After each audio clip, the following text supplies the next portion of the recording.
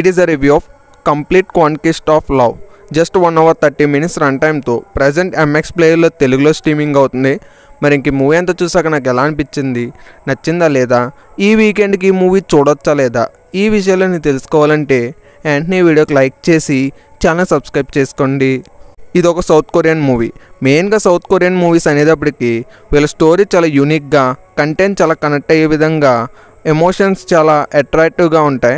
మరి ఇంక ఈ మూవీ అంతా చూసాక నాకు ఎలా అనిపించిందంటే ఇంక ఈ మూవీని ఒకసారి అయితే చూడొచ్చు, ఫ్యామిలీతో కలిసి చూడొచ్చు. అంటే చాలా romance scenes, exposing scenes, double meaning dialogues అయితే ఈ మూవీలో చాలానే ఉన్నాయి.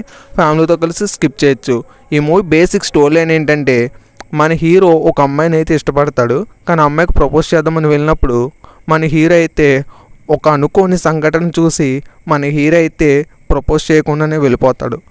అనుకోని సంఘటన ఏంటి, అప్పుడు ఏం జరిగింది, ఆ తర్వాత మన హీరో ప్రపోజ్ చేశాడా లేదా అనే విషయాలు తెలియాలంటే ఇంక ఈ మూవీ చూడాల్సిందే.